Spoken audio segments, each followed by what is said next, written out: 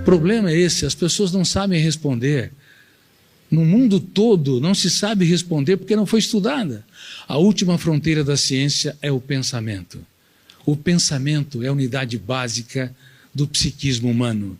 Através do pensamento você pode canalizar a emocionalidade.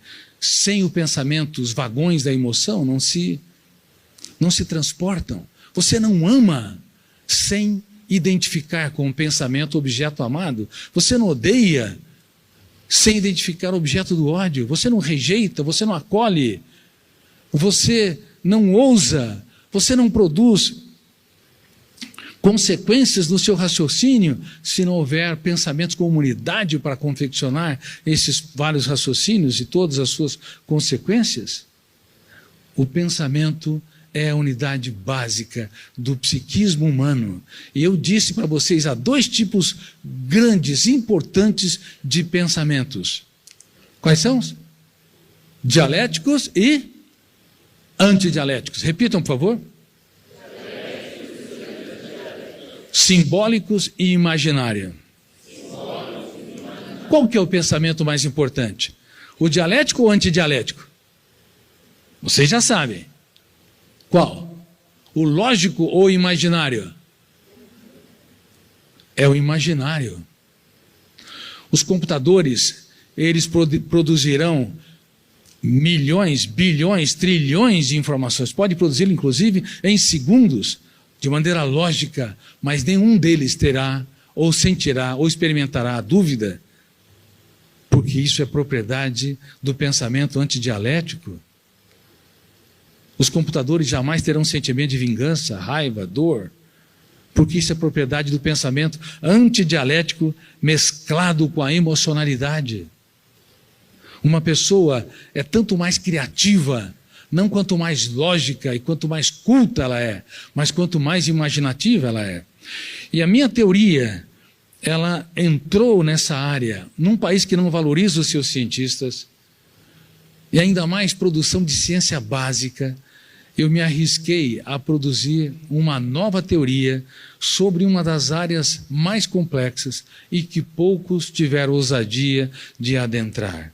O processo de construção de pensamentos, o processo de construção da emoção, o processo de construção do eu como líder da mente humana e o programa de gestão da emoção, bem como os papéis conscientes e inconscientes da memória. No 6º ano eu tinha 400 páginas escritas e procurei várias editoras. Sabe quantas editoras me abriram as portas? Nenhuma.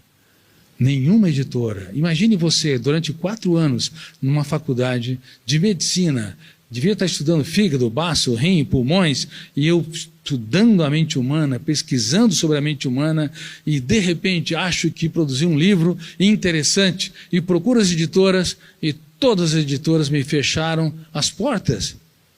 Aí, mais uma vez, sonhos e disciplina vai fazer, ou irão fazer, toda a diferença na minha história, e deve fazer toda a diferença na sua história.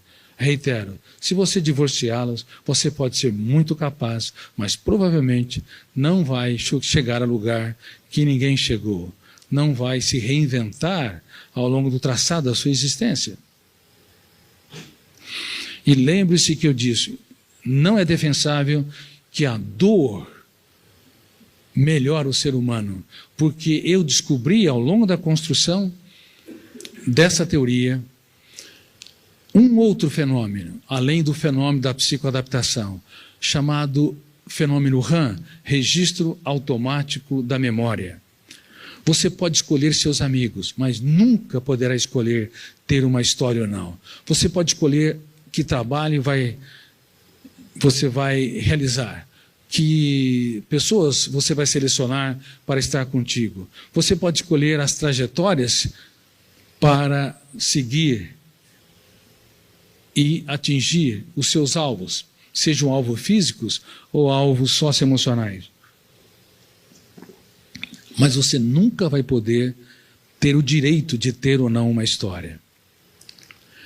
Por exemplo, Se você rejeita alguém e quer vê-lo a quilômetros de distância da sua história, da sua existência, sinto muito, ele vai dormir com você e perturbar o seu sono. Porque o registro na memória não depende do seu eu. Roberto Carlos, ele processou o biógrafo não autorizado.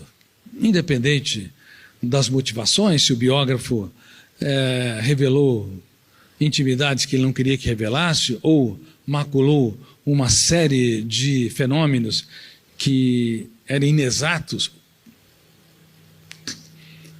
que não eram próprios, que ele vivenciou.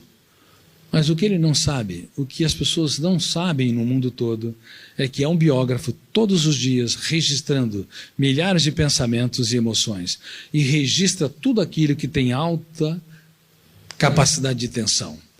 Se a raiva, ela é muito mais registrada do que o afeto. Se a aversão, é muito mais poderosamente registrada do que a alegria. A não ser que a alegria seja bombástica. Se a dor é muito mais fácil registrada do que a saúde.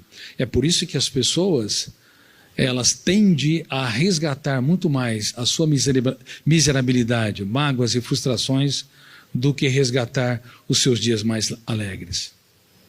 Você teria coragem de entrar na casa de alguém e enfiar a cabeça na lata do lixo? No banheiro? Não, ninguém faria isso, uma atrocidade. Mas imagine que a sua mente é a mais complexa casa, a mais complexa residência. Quem é que sofre pelo futuro? Rumina perdas, mágoas e frustrações. Levante as mãos. Levante bem as mãos. Mais, é ótimo. Aí, maior parte das pessoas estão aqui. Bom, ruminar mágoas, perdas e frustrações é enfiar a sua cabeça, enfiar o seu eu na lata de lixo da sua história. Crianças, adolescentes e adultos no mundo todo, do Oriente ao Ocidente, da Europa às Américas, frequentemente tem um eu que é um péssimo piloto da aeronave mental. Eu tenho dado treinamentos para a indústria da aviação, para líderes da indústria da aviação. E pilotar uma aeronave, você tem que ter habilidades para lidar com o manche e os instrumentos de navegação. Mas pilotar a aeronave mental é muito mais complexa, porque se você não aprender a lidar com o manche da sua mente, com a direção e os instrumentos de navegação, você sucumbe, você comete acidentes